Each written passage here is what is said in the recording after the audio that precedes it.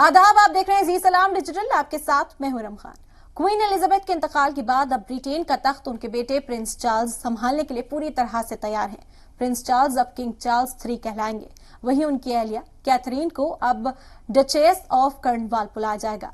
Prince Charles इस वक्त हर तरफ सुर्खियों में है, लेकिन ऐसा पहली बार नहीं कि उनके बारे में चर्चा की जा रही हो। प्रिंस या यूं कहें कि किंग चार्ल्स 3 अक्सर अपनी निजी जिंदगी को लेकर सुर्खियों में रहे हैं। उनकी शादी और अफेयर्स के किस्से काफी फेमस हैं। इस वीडियो में हम बात करेंगे कुछ ऐसे ही वाकयात के बारे में।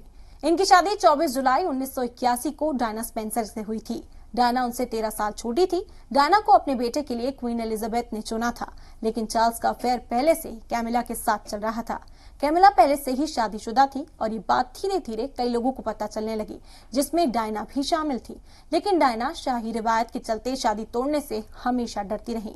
लेकिन 1996 में आकर चार्ल्स और डायना के तलाक के साथ ये रिश्ता खत्म हो गया। उसके बाद चार्ल्स ने कैमिला से शादी तो की, लेकिन उसके बाद भी उनका नाम कई औरतों के साथ जुड़ता रहा। इसके अलावा चार्ल्स का नाम एक और ऐसी ही हैरान कर देने वाले मामले में सामने आया था।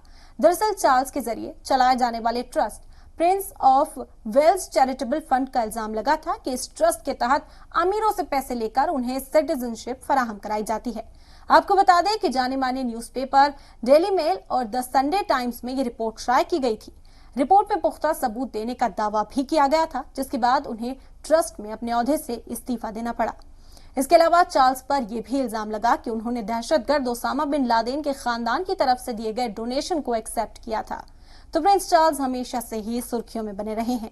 उनकी जिंदगी में अब तक खूब उतार चढ़ाव रहे। अब देखना होगा कि वो बतौर किंग किस तरह से ब्रिटेन का तख्त संभालते हैं। इसी तरह के और इन्फॉर्मेटिव वीडियोस के लिए देखते रहें जी सलाम डिजिटल।